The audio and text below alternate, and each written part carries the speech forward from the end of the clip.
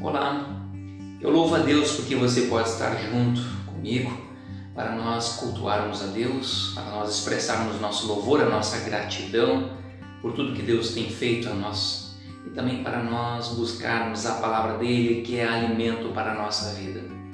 Nós realizamos o culto de hoje em nome de Deus, que é Pai, Filho e Espírito Santo. Amém? Querido irmão, eu quero trazer uma palavra de saudação para esse dia, um trecho da mensagem final que Jesus dá aos discípulos dele antes de subir ao céu. E essa mensagem que eu trago, ela se encontra em 2 livros bíblicos. Primeiro, Evangelho de Marcos, no capítulo 16, no versículo 15, que diz assim: vão pelo mundo todo e pregam o Evangelho a todas as pessoas. Jesus diz aos seus discípulos. E também no livro de Atos dos Apóstolos, no capítulo 1, versículo 8, mas receberão poder quando o Espírito Santo descer sobre vocês, e serão minhas testemunhas em Jerusalém, em toda a Judéia e Samaria e até os confins da terra. Depois de dizer estas palavras, Jesus sobe ao céu, tanto no registro de Marcos quanto de Atos. A mensagem final de Jesus, pelo menos um trecho dessa mensagem final é: vão pelo mundo e preguem, vão pelo mundo, sejam minhas testemunhas. Jesus estava dando uma tarefa, a tarefa que o Pai deu a Jesus, agora Jesus estava repassando aos seus discípulos, a tarefa de anunciar o reino de Deus, a tarefa de falar do amor e da graça de Deus para aqueles que ainda não sabem. Jesus está dando uma tarefa aos seus discípulos, está vocacionando. Todo cristão, todo discípulo de Jesus tem esse chamado, tem essa tarefa de ser uma testemunha. Nós trabalhamos para o nosso Deus. De que forma? Anunciando a obra dele por meio de Jesus, anunciando a salvação por meio da morte e ressurreição de Jesus para todas as pessoas. No livro de Atos, Jesus diz: vão para pregar, ser testemunhas, mas depois de receber o Espírito Santo. Ou seja, esses discípulos, eles não iam fazer da força deles esse testemunho.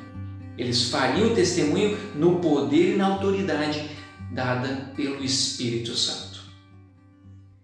No dia de hoje, nós lembramos do dia de Pentecostes, o dia em que o Espírito Santo foi derramado sobre os discípulos e estes se encheram de coragem e saíram da sala onde eles estavam escondidos e abriram as portas e janelas e saíram para fora, conversando com as pessoas e testemunhando para as pessoas sobre quem é Jesus e o que Jesus fez. Esse é o agir do Espírito Santo. Você foi chamado para ser uma testemunha, para trabalhar em prol do Evangelho. E você recebeu o Espírito Santo para isso. Autoridade e poder para ser essa testemunha. Assuma a tarefa que você recebeu pelo teu Senhor e Salvador Jesus e no poder do Espírito Santo. Amém? Eu convido você para um momento de oração agora. Amado Deus e Pai, agradecemos a Ti pela chance, pela oportunidade que temos de podermos prestar o nosso culto e o nosso louvor a Ti. Reconhecemos que Tu és o Criador, mantenedor de toda a vida. Reconhecemos que todas as coisas boas que temos vieram da Tua mão. E ainda quando passamos por momentos difíceis e ruins, sabemos que a Tua mão ainda está conosco, nos guardando e nos livrando de cair em tentação, de nos afastarmos de Ti e de termos consequências ainda piores. Obrigado, Senhor, porque o Senhor nos envolve na Tua graça e no Teu amor. Obrigado pelo Espírito Santo que foi derramado sobre nós e que nos ajuda a termos um relacionamento melhor com o Senhor e a provarmos mais da Tua presença e das Tuas bênçãos. Obrigado, Senhor, porque quando o Senhor nos chama para um trabalho, o Senhor também nos capacita através do Espírito Santo. Nos enche, Senhor, do Teu Espírito, nos enche de capacidade, de ousadia para sermos Tuas testemunhas, onde nós estivermos, por onde nós passarmos. Assim nós pedimos. Sê Tu conosco, Senhor, também nesse momento de culto e nos abençoa através dos louvores, através da Tua palavra. Nos enche da Tua presença e do Teu Espírito. Assim pedimos no nome santo de Jesus, que é o nosso Senhor e Salvador. Amém. Olá! Em 1 João, no capítulo 2, versículo 6, diz assim: aquele que afirma que permanece nele deve andar como ele andou. Muitas vezes a gente acaba resumindo a vida de Jesus com seu nascimento, a morte e a ressurreição. E sim, essas coisas elas são essenciais, mas a maior parte dos evangelhos fala sobre a maneira como Jesus viveu aqui. Uma vida que agradava ao Senhor, uma vida com a qual a gente tem tanto a aprender, uma vida que buscava fazer a vontade de Deus. E a música que a gente vai cantar agora fala sobre isso, sobre buscar fazer a vontade do Senhor. E eu te convido para que, ao cantar, essa possa estar sendo a tua oração também. Que a gente busque fazer aquilo que Deus quer que a gente faça, que a gente busque agradar a Ele, que a gente busque fazer a vontade dEle. E que a gente possa, com isso, afirmar que a gente anda da mesma forma que Jesus andou e que isso é um reflexo de que a gente permanece nele e permanece em seu amor.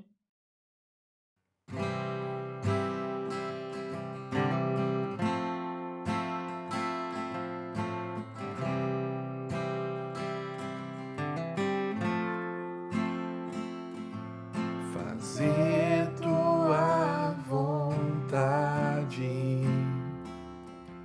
seguir tuas pegadas, é o pão de cada dia para nós.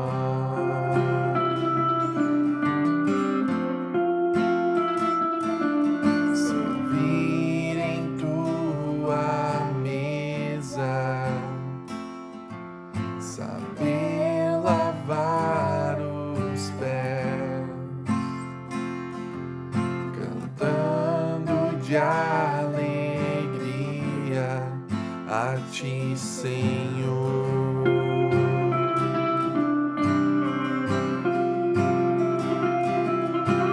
Como Tu fizeste, Senhor, nós queremos fazer Tua vontade, ó Pai, transforme nosso querer.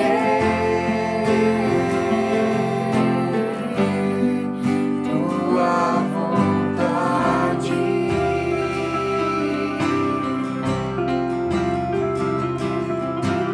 Como Tu fizeste, Senhor, nós queremos fazer Tua vontade, ó Pai, transforme nosso querer.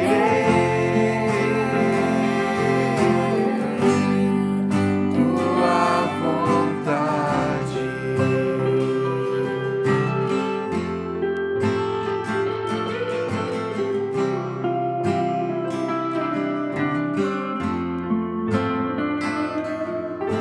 Buscar em Tua presença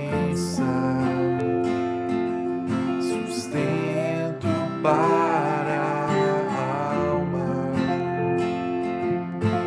vivendo cada dia aos Teus pés,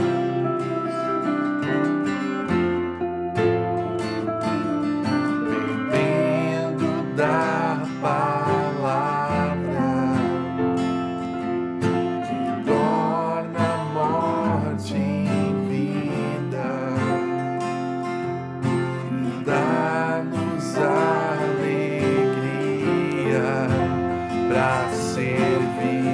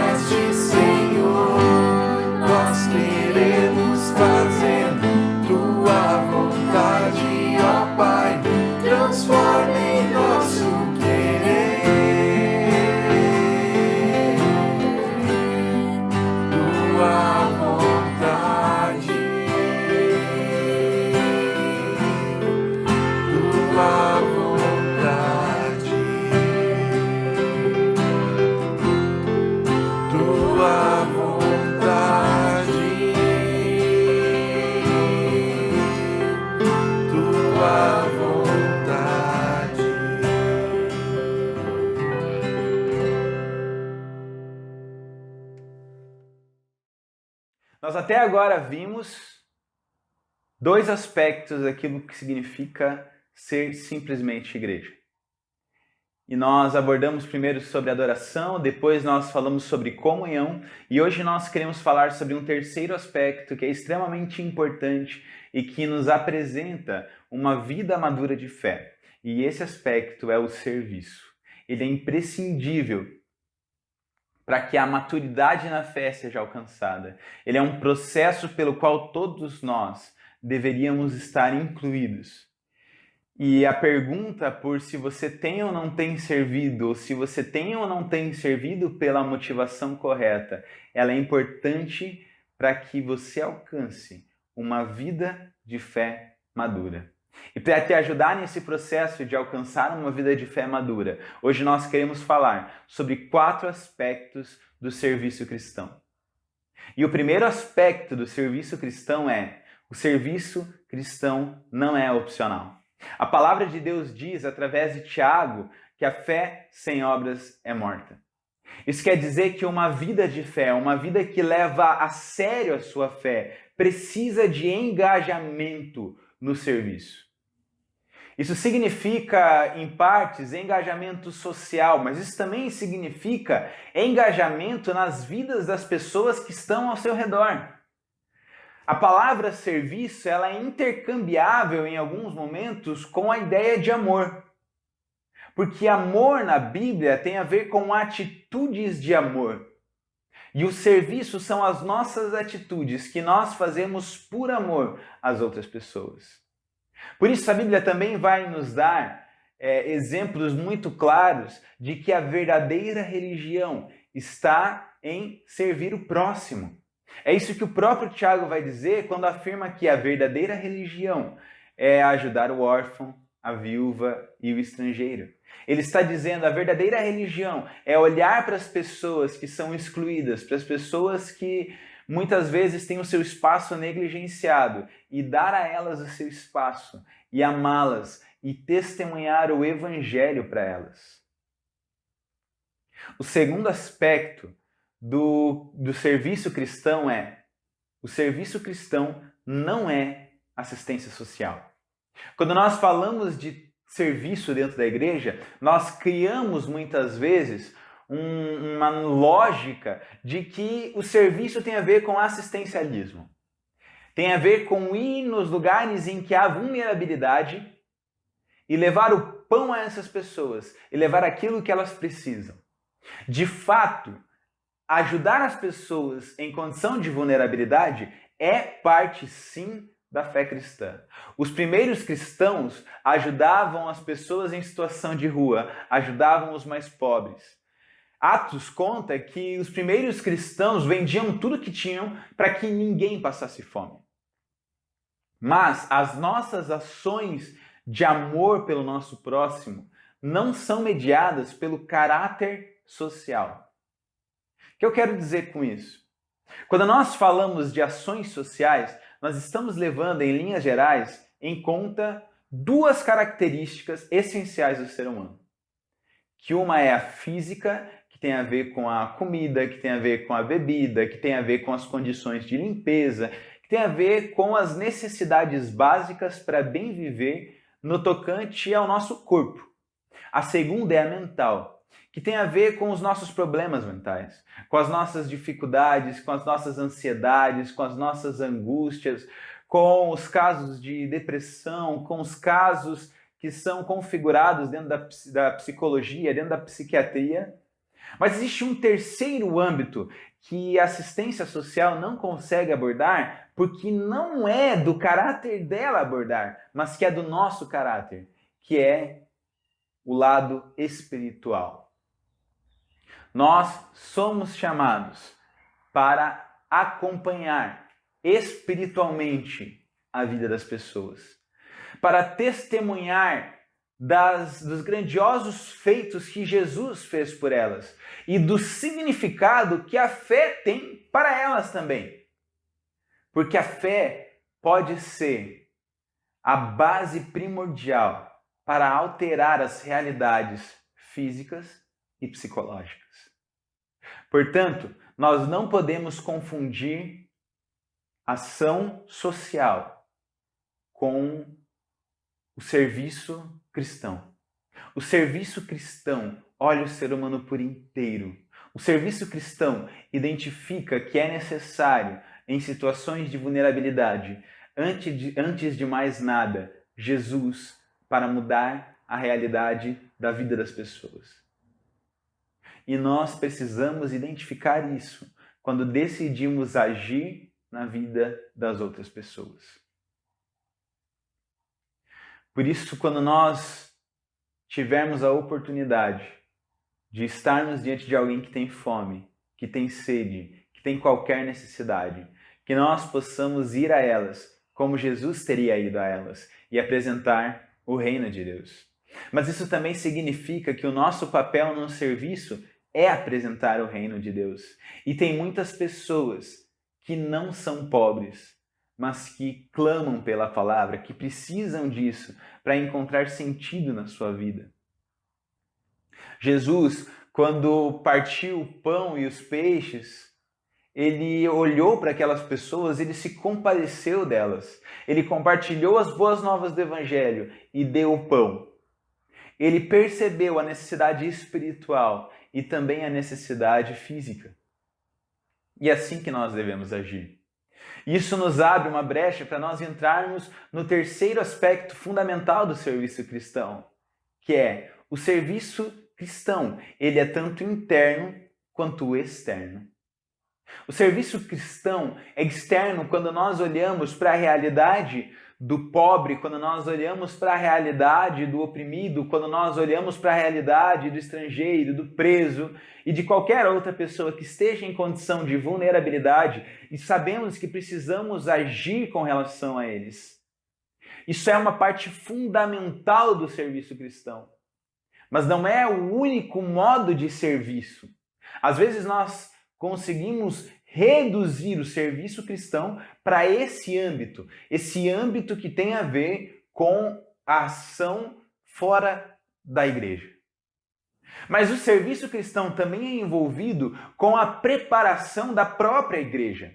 Quando você assume um ministério dentro da sua igreja, você está se comprometendo com o serviço cristão, com o serviço para que as pessoas possam chegar a Cristo. Desde fazer o chazinho até ser o presidente do presbitério, você está envolvido num processo que precisa de você 200% para que o evangelho chegue àquela pessoa que chega na tua igreja pela primeira vez. Ela precisa se sentir acolhida quando entra na igreja.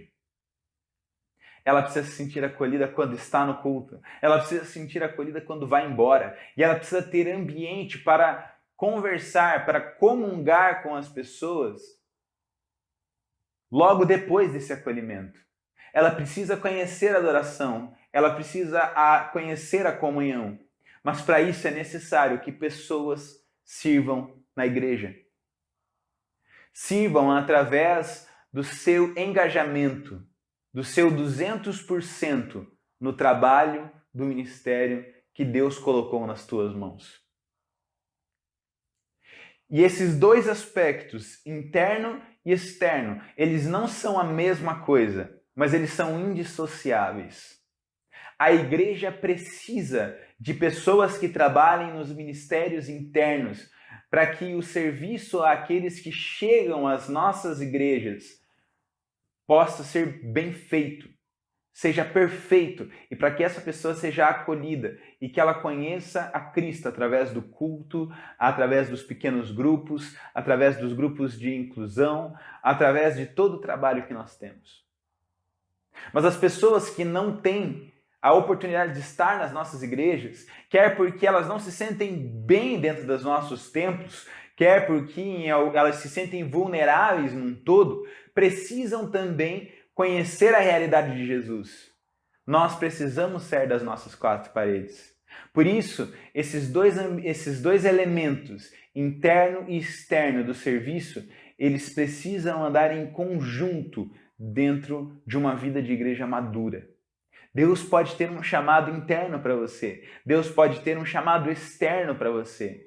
Cabe também a sua submissão à vontade dele para ouvir o chamado dele e servir aonde quer que Ele te chame. E o quarto aspecto fundamental do que é serviço cristão é: serviço cristão não é obra de salvação. Nós agimos no mundo porque Cristo nos amou primeiro. Nós amamos ao mundo e por isso servimos a Ele, porque o amor de Cristo chegou até nós, transformou as nossas vidas, renovou o nosso ser e hoje nós temos a oportunidade de retribuir a Cristo. Hoje nós temos a oportunidade de sermos embaixadores de Cristo. Isso significa engajamento no serviço. Quer seja ele ministerial, quer seja ele um serviço externo da igreja, um serviço social da igreja. Portanto, é importante nós termos essa certeza. Muitas vezes cristãos buscam, através das suas obras, justificar o seu pecado. Muitas vezes cristãos acham que fazendo boas obras irão para o céu.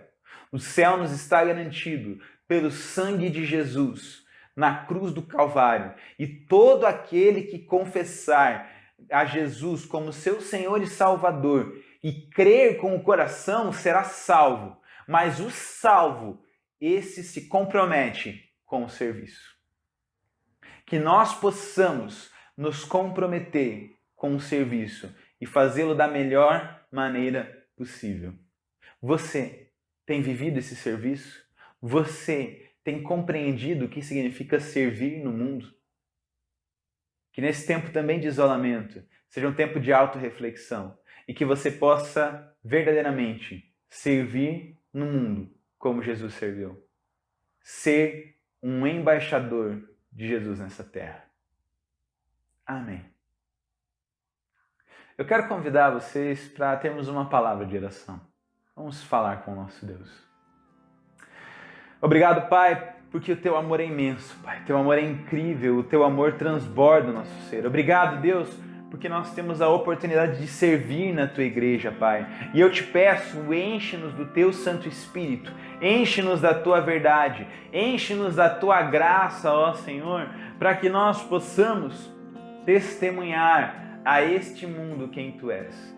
Que nós possamos servir ao mundo, tanto através dos nossos ministérios, como através das nossas atividades sociais, para que esse mundo conheça a Ti, para que diante do Teu santo nome, Senhor Jesus, todo joelho se dobre e toda boca confesse.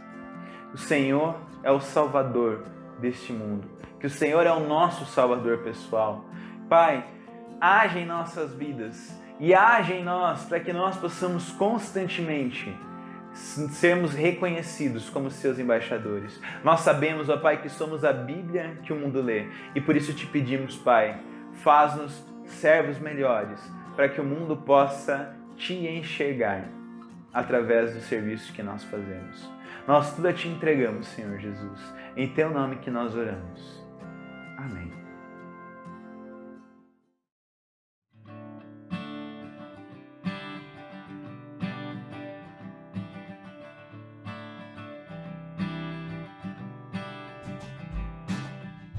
Vou até os confins da terra proclamar Tua palavra, anunciar o amor de quem morreu e se entregou por mim. Se Ele foi capaz de me amar assim, como um pecador entregue ao mal,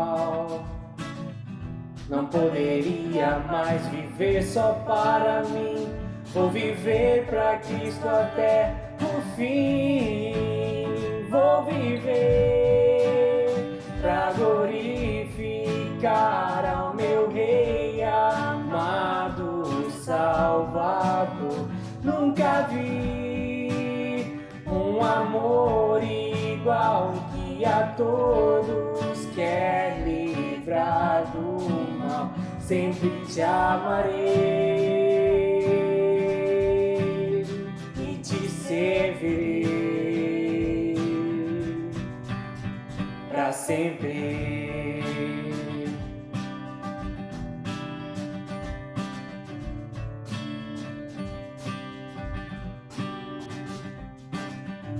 Vou até os confins da terra proclamar tua palavra,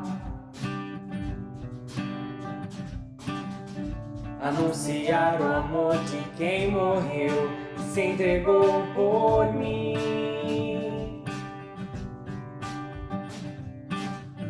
Se ele foi capaz de me amar assim, como um pecador entregue ao mal, não poderia mais viver só para mim. Vou viver para Cristo até o fim. Vou viver para glorificar ao meu Rei amado Salvador. Nunca vi um amor igual, que a todos quer livrar do mal. Sempre te amarei e te servirei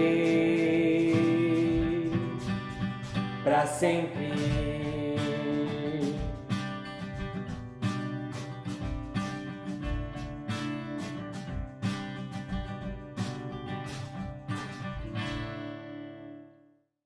Receba uma bênção do Senhor. Que o Senhor te abençoe e te guarde. Que o Senhor faça resplandecer o seu rosto sobre ti e tenha misericórdia de ti. Que o Senhor sobre ti levante o seu rosto e te dê a sua paz. Que a paz, a bondade e a misericórdia do Deus Todo-Poderoso seja sobre ti, hoje e sempre. Amém.